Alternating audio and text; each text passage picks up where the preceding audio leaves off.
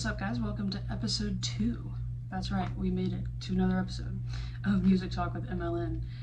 Today, I figured I would talk about my own personal music journey. So, let's get started, because there's a lot to say. Just a little brief introduction of how I got started. I actually started at a really young age.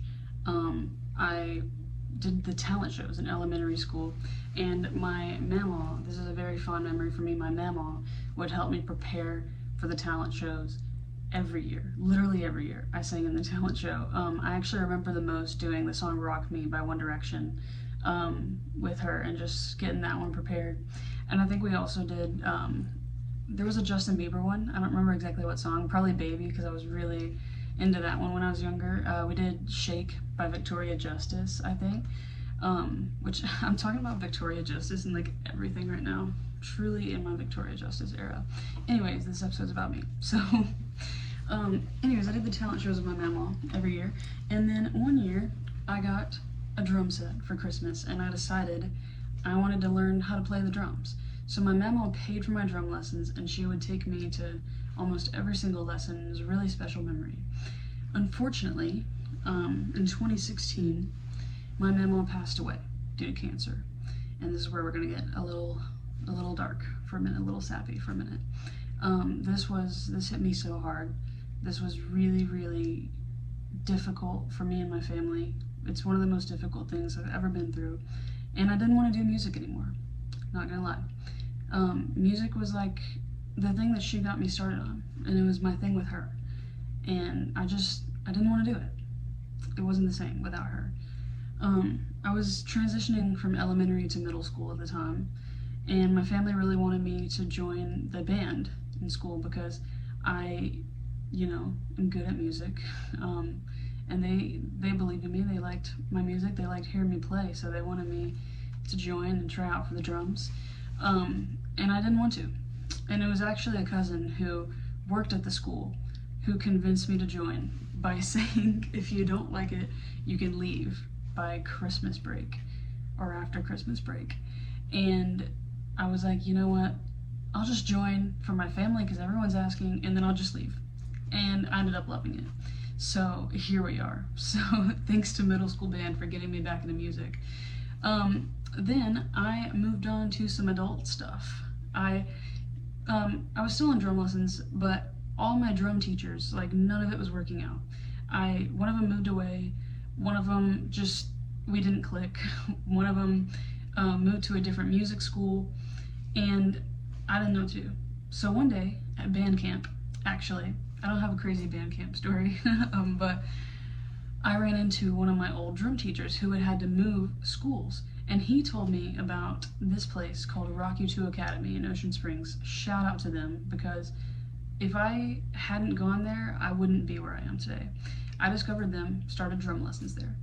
And they had a program where you could be in a band and you could play live at the Hard Rock Cafe with your peers. You could be in a band with your peers and play live, and I was like, sign me up. So I started off as a drummer for the band. And then I rediscovered my love for singing. I was in the car one day, I actually remember. I was in the car one day and I was singing, I believe it was the song Friends by Anne Marie and Marshmello, and I was like, oh my god, wait, I forgot. I really like to sing, and I'm really good at this. So I decided to start singing lessons there. And next thing you know, I'm singing in the band as well. And then shortly after that, I took up guitar lessons, and I'm playing guitar in the band. And I'd had a little piano experience from being in high school band for one semester. I did not love high school band, so I only stayed for one semester, but I played the xylophone. So I learned how to, tell where the notes are on piano, because they're the same place as they are in the xylophone. And I learned how to read music a little bit, so I even played piano in the band. I'm still not the best at piano, but I can find my way around. So performing with the band, then I started performing solo at the Hard Rock. The first song I ever did was Walk Away by Kelly Clarkson. And of course lowered, because Kelly Clarkson is a vocal goddess and I'm not at that level. But it was super fun, and I just went on to do so many more solo songs until having to leave Rock U2 to go to college. I even wrote and released original music. I've been writing original music since probably middle school, but it was like, I had a cringy rap phase, okay? And rap is a great genre. I'm not saying rap is bad, but my rap was bad. It was really bad. Everyone has a cringe phase in middle school. So that wasn't really good. Then I finally snapped out of that, thanks to Kelly Clarkson actually. Discovering Kelly Clarkson really brought me into the person I am today. Not to be like super fangirl, but I am. So, and then I started writing pop music. I wrote this song called Let Us Be, and I was like, man, I really like this song. I want to put this out. So that's exactly what I did. At Rocky 2, they had a recording studio, and one of the owners, Mr. Tim Allamshaw, he helped me record my music. The amazing teachers and staff there helped me put together the melody, the chords, the drum part. I had lots of help from that amazing staff of people. It takes a village, you know. People always say that, and it's true. It does. It really takes a village. And so I wrote and put out that song, and I love the way it turned out so much that I went back with more songs. And then I released The Garden, single inspired by my dog, actually, trying to go into the family garden that we had planted and eat the vegetables. And I said, Red, stay out of the garden. And I was like, that would be a good hook for a song. So I went home and wrote that song in like 30 minutes. And then I released my song 18, about being 18 and having this dream of being in the music industry, thinking that you've run out of time because you're getting older, but realizing that you do have time. And that song stays so dear to me and so true to me, even now at 21. And I did a song called Christmas Morning that I wrote with my cousin, who is now 13. She was, I believe, 10 or 11 at the time. Or no, she's 14 now. She just turned 14. But her and her friend, and they were like 10 or 11, and it's a really cute little song. And I put out those 4 songs with Rock You 2. Then, unfortunately, I had to go to college, and college is far away from home. I'm living an hour from home right now. I go home every weekend, but I'm also broke, and it costs money to produce songs. So I'm here in college learning to produce my own music. However, when I actually first started college, this is like my 3rd year in college, 3rd or 4th, I don't know. It gets all foggy after a while. When I first started, I couldn't write. Actually, after I graduated high school, I couldn't write any music. I had the world's worst writer's block for 2 years. And I'm not even kidding. I remember the exact moment that I was able to start writing again. And it was on the way home from a trip to Indiana to see family up there. And I was in the car on the ride home, and I just wrote like 5 songs. And I was like, thank the Lord, I can finally write music again. However, having that writer's block and not being able to write for literally 2 years was a huge step back. And I didn't know what to do because I'm not a professional musician. I don't have collaborators or people who can write with me or write for me. So I took a step back, another step back from music.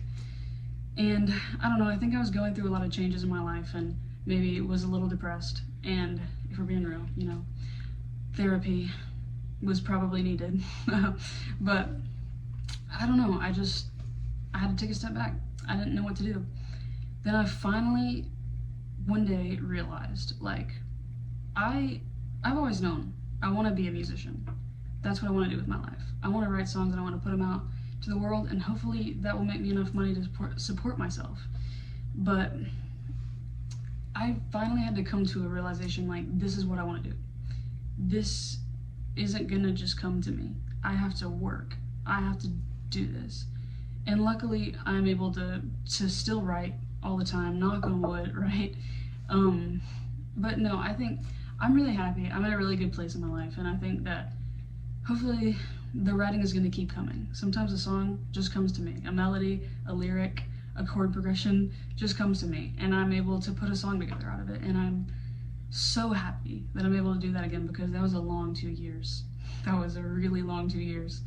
And I kind of talked about this a little bit ago, but I'm majoring in sound and recording arts right now to learn how to produce my own music, because I don't know how to do that. So I decided to come to USM and learn how to do that. So I can write, produce, and release my own songs, and it'll cost me a lot less money.